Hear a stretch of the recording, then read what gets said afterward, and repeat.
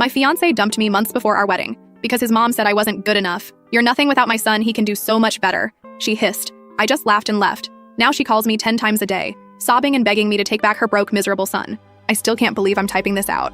3 months ago, I was planning what should have been the happiest day of my life with Brett, my partner of 3 years. Today, I'm living in my best friend's spare bedroom, scrolling through apartment listings and trying to figure out where it all went wrong. Brett and I met in 2021. Within 6 months, we were inseparable, and after a year and a half, we moved in together. When Brett first introduced me to his parents, his dad Walt seemed pleasant enough, if a bit quiet. Susan, on the other hand, spent the entire dinner quizzing me about my background and family connections, with this weird, tight smile that never reached her eyes. I remember mentioning that my dad worked in construction and my mom was a school aide, and watching Susan's expression sour slightly before she quickly masked it. Brett brushed it off later, saying she was just protective and old-fashioned. His exact words were that she came from a family that valued certain connections, but that he didn't care about that stuff. I believed him because, well, love makes you stupid sometimes. When Brett proposed last year, I was over the moon. He did it during a weekend trip to this cute little B&B upstate. We agreed on a medium-sized wedding. Nothing extravagant since we were both saving for a house down payment. The problem started almost immediately after we announced our engagement. Susan insisted on being involved in every single detail. At first, it seemed helpful.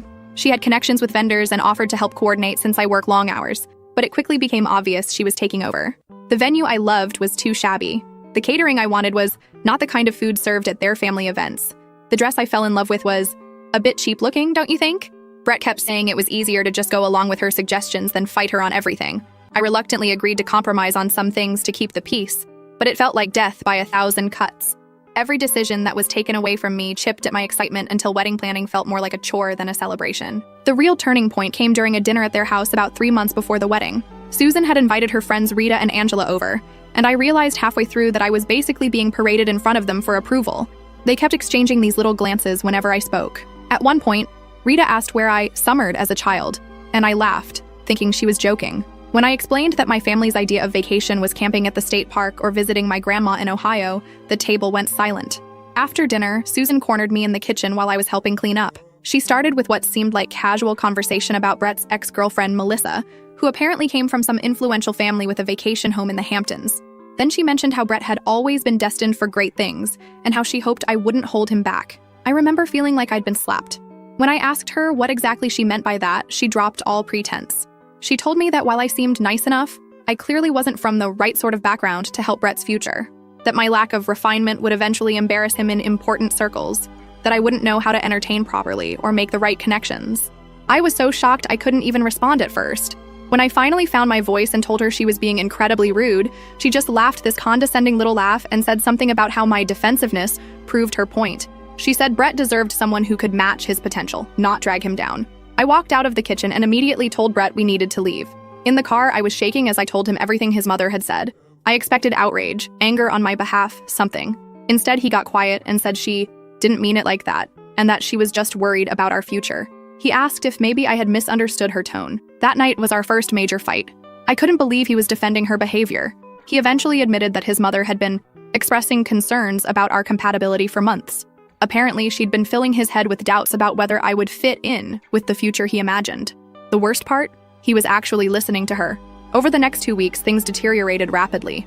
Brett became distant and started staying late at work. When he was home, he'd bring up random concerns about our relationship that never existed before, like whether our different backgrounds would cause problems with raising kids, or if I'd be comfortable at his company events. It all came to a head when Susan invited us over for another dinner, supposedly to clear the air. Brett practically begged me to go, saying she wanted to apologize. Like an idiot, I believed him and went. There was no apology. Instead, Susan spent the entire evening making backhanded comments about my clothes, my table manners, even the way I spoke. When Brett stepped outside to take a phone call, she leaned across the table and said, with this chilling certainty, that I was nothing without her son, that he could do so much better than me, and that I should walk away before I ruined his life with my ordinariness. When I started crying, she actually rolled her eyes and said my emotional behavior just proved her point about my lack of composure. When Brett returned, I was gathering my things to leave. When he asked what happened, Susan put on this concerned face and said I had overreacted to some gentle advice about wedding planning. I was done. In the car, I told Brett exactly what happened and said he needed to choose. Either we cut contact with his mother until she could respect me, or the wedding was off. I expected him to finally stand up for me. He didn't. Instead, he said maybe his mother was right. Maybe we were rushing into things. Maybe we did come from two different worlds to make it work. The man I loved, who had sworn he didn't care about status or background, was suddenly parroting his mother's classist nonsense. I took off my engagement ring and placed it on the dashboard. I told him to drop me at Angela's place instead of our apartment. He didn't even try to stop me when I got out of the car. The next day, while Brett was at work, I packed most of my things from our apartment. I left my key and a note saying I would arrange to get the rest of my stuff later. I blocked his mother's number immediately, though I kept Brett unblocked in case he came to his senses. He texted a few days later with a pathetic message about how he was confused and needed time to think. I replied that there was nothing to think about. Either he was willing to build a life with me based on love and respect, or he wasn't. His response? That maybe we should take a break until after his big work project was finished, then reassess. That was my answer. 3 years together, and he couldn't even properly break up with me, just wanted to keep me hanging on while he reassessed. I told him not to contact me again. According to mutual friends, Brett has been telling people we mutually decided to call off the wedding due to different life goals. Meanwhile, I've thrown myself into rebuilding my life. Yesterday, I got a voicemail from Susan. I don't know how she got my new number, but she was sniffling and asking if we could talk about Brett. I didn't listen to the whole thing before deleting it. Whatever drama is happening in their perfect little world isn't my problem anymore. I know this was long, but I needed to get it off my chest. The wedding would have been next weekend. Instead, I'm taking myself on a solo trip to a beach rental I found on Airbnb. Not the honeymoon I imagined, but maybe exactly the fresh start I need. First update. First of all, thank you so much for all the support on my original post. The first month after the breakup was honestly a blur. I stayed on Angela's pull-out couch longer than I planned to. She's literally a saint. Every morning I'd wake up disoriented, reaching for Brett before remembering everything that happened. My appetite disappeared and I lost 10 pounds without trying. Angela started leaving protein bars on the coffee table because I'd forget to eat.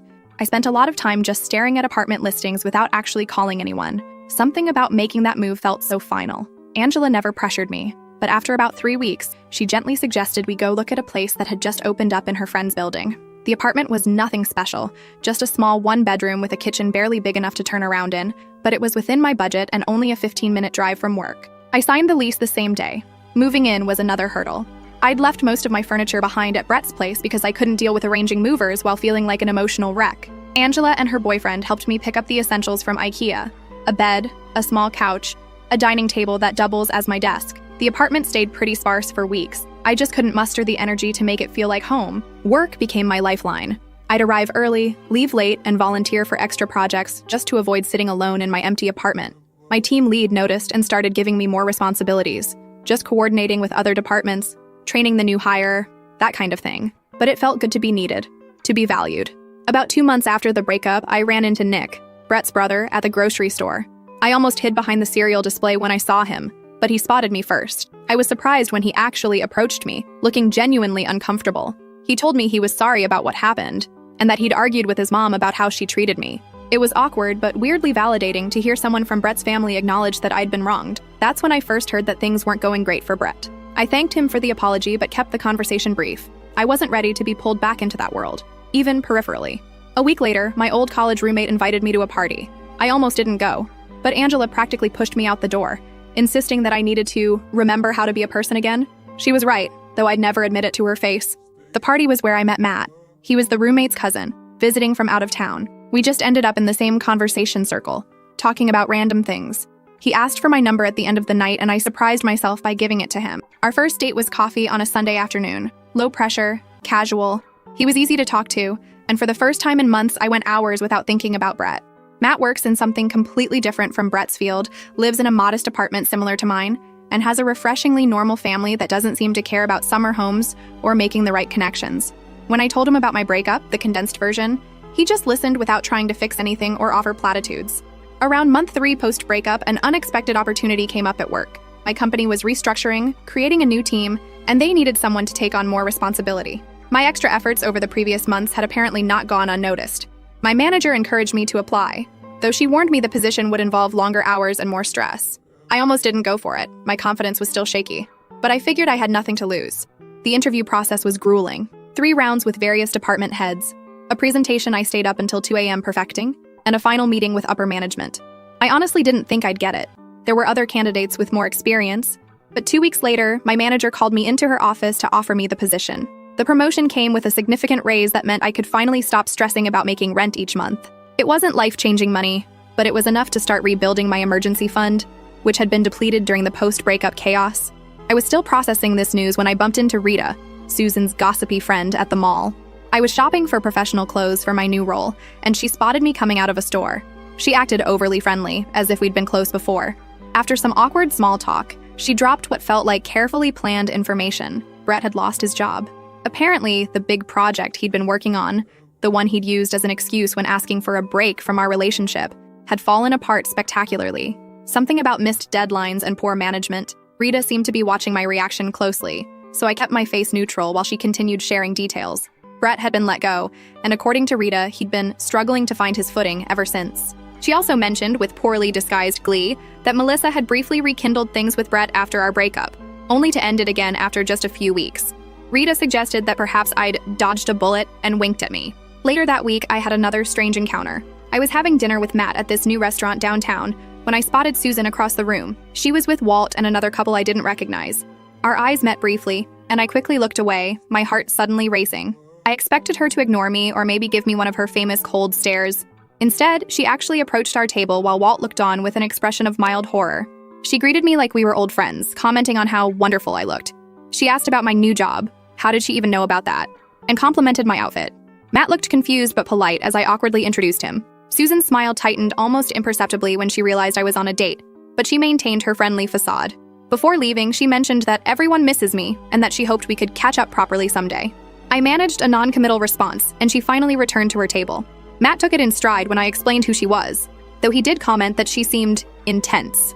The weirdness continued. About a week later, Angela forwarded me a Facebook message she'd received from Brett, asking how I was doing and if I was seeing anyone. She hadn't responded, knowing I wouldn't want her to share details of my life with him. I was grateful for her loyalty but unsettled by his sudden interest. Through mutual friends, I learned more about Brett's situation. After losing his job, he'd apparently moved back in with his parents while job hunting. The perfect life Susan had envisioned for him was crumbling, and from what I heard, she was not handling it well.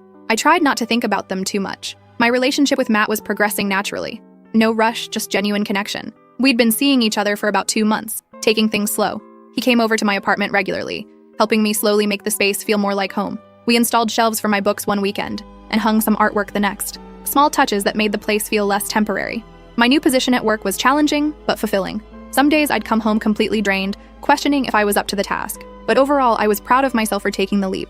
My team respected me, and I was finally starting to believe I deserved the opportunity. Then last Friday, everything shifted again. I was leaving work when my phone buzzed with a notification, a voicemail from an unknown number.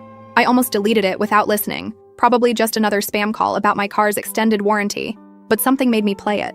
It was Susan, her voice thick with what sounded like tears. She said she'd been trying to reach me, that she needed to talk to me about Brett, that he wasn't doing well, that she'd made a terrible mistake, that she'd do anything to fix things between us. 6 months ago, this woman told me I was nothing without her son. Now she was practically begging for my help. I didn't call her back. Instead, I went to Matt's place as we'd planned, but the voicemail kept playing in my head throughout the evening.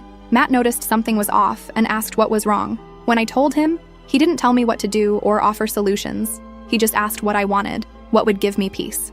I woke up this morning to 3 more missed calls from Susan and a text from a number I didn't recognize, but assumed was Brett's new phone. I haven't opened it yet. I guess my question now is, do I engage at all? Last update. So it's been about a month since my last update, and I need to vent because things have gotten weird. Like, uncomfortably weird. When I ended my last post, I mentioned that Susan had left me a tearful voicemail and I wasn't sure whether to respond. After debating for 3 days about whether to return Susan's call, I finally decided to text Brett's number, the unknown one that had texted me, with a simple message asking what was going on. I figured a text was safer than a call, easier to ignore if things got uncomfortable.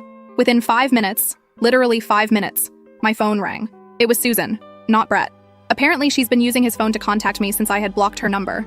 I almost didn't answer, but curiosity got the better of me. That was my first mistake. The Susan on the phone was nothing like the cold, judgmental woman I remembered. Her voice was shaky, almost desperate. She started by asking how I was doing, commented on how well I looked when she saw me at the restaurant, which was still creepy, and then launched into what I can only describe as the most uncomfortable apology I've ever received. She admitted that she'd been terrible to me, that she'd misjudged me based on superficial factors, and that she regretted driving me away. I sat there in stunned silence as she continued, explaining that Brett had been lost since our breakup, that he'd spiraled after losing his job, that he was drinking too much, that he'd made some bad financial decisions. When I finally managed to ask why she was telling me all this, Her answer made my skin crawl. She thought I could help him recover because I was such a stabilizing influence. She actually said that Brett needs someone responsible like me right now. The audacity of this woman, to go from telling me I wasn't good enough to deciding I was exactly what her son needed when things got tough. I told her, as calmly as I could, that I was sorry Brett was struggling, but that we'd been over for months. I mentioned that I was seeing someone else now. Her response? A dismissive comment about how these rebound relationships rarely last, and how Brett and I had real history. Then she asked if we could meet for coffee to discuss Brett's situation further. Against my better judgment, and Matt's concerned look when I told him about it, I agreed to meet Susan at a coffee shop the following weekend. I told myself it would give me closure. Maybe I also wanted to see for myself how desperate things had gotten for her to come crawling back to the girl she once considered beneath her son. When I arrived at the coffee shop, Susan was already there, looking noticeably different from the polished, superior woman I remembered. Her normally perfect hair was pulled back in a hasty ponytail. Her makeup was minimal, and she looked tired. She'd ordered me my favorite drink, a detail that was both thoughtful and unsettling, because it meant Brett had told her what I liked. The next hour was surreal. Susan laid out Brett's downfall in excruciating detail. After losing his job, he'd tried to maintain his lifestyle while job hunting, quickly depleting his savings. He'd made a bad investment in some friend's startup that went nowhere. He'd maxed out 2 credit cards. And now he was living in his old bedroom at their house, sleeping until noon, and barely applying for jobs. Throughout her monologue, I kept waiting for her to ask me directly to take Brett back. Instead, she did something more manipulative. She kept saying things like, "He was at his best when he was with you, and you were always so good at motivating him, and he listens to you in a way he never listens to me." When I reminded her that she once thought I wasn't good enough for her son, she actually teared up and said that she'd been protecting her son from the wrong things, and that she should have valued my steadiness more than Melissa's connections. I almost laughed at how transparent she was being. I was suddenly steady rather than boring, responsible rather than lacking ambition. I left that meeting feeling oddly hollow.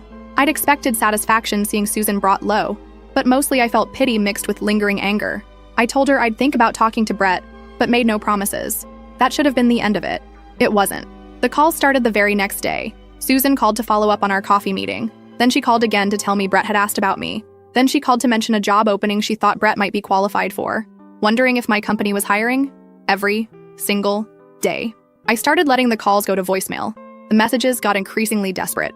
She mentioned that Brett's father was threatening to cut him off financially if he didn't get his act together soon. She talked about how their family friends were asking uncomfortable questions about Brett's situation. She even brought up my parents once, saying she'd love to make amends with them too. Nick, Brett's brother, texted me one evening to apologize for his mother's behavior. He explained that Brett's spiral had been worse than the family had let on.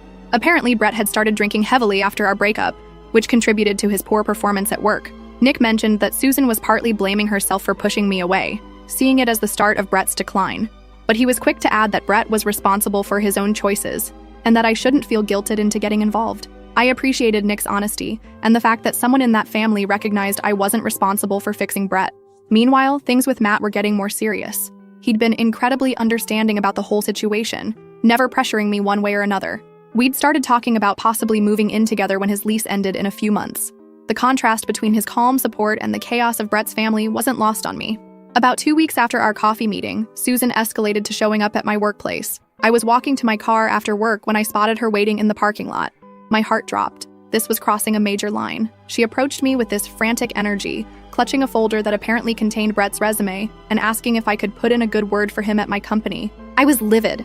I told her firmly that her behavior was inappropriate and that she needed to stop contacting me. Her face crumpled, and she started crying right there in the parking lot, saying she didn't know what else to do, that Brett wasn't listening to her, that she was desperate to help her son. A few of my co-workers witnessed this uncomfortable scene, which was mortifying. I ended up guiding Susan to a bench away from the main entrance and telling her, as calmly as I could, that I couldn't help her or Brett, that our relationship was over, and that she needed to respect my boundaries. She left eventually. For the rest of the week, I got curious looks from co-workers who had seen the parking lot scene. Angela, who also works at my company, fielded questions from people wanting to know who the crying woman was.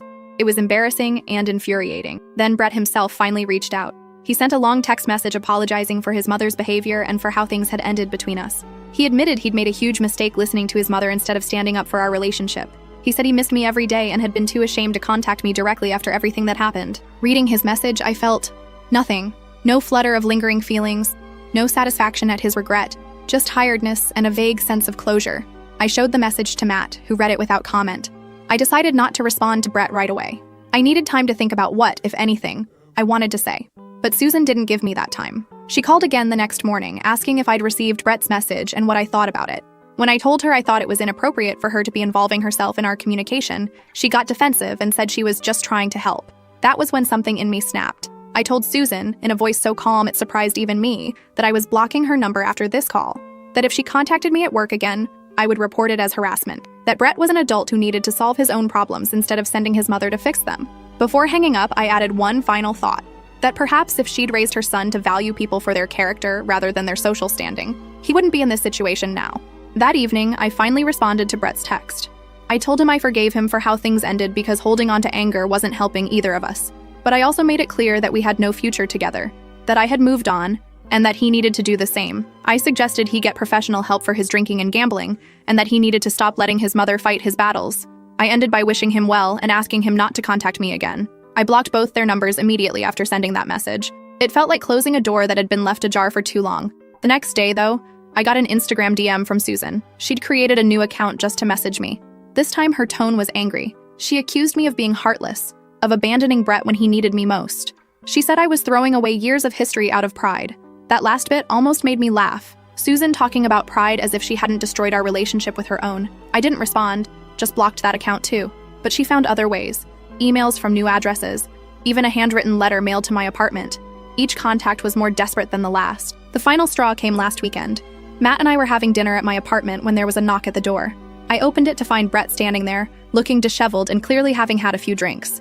Susan was hovering anxiously behind him. I was so shocked I couldn't speak at first. Matt came up behind me, asking who was at the door, and the look on Brett's face when he realized I had someone else there was almost pitiful. What followed was awkward and uncomfortable. Brett tried to talk about our past, about how much he regretted his choices.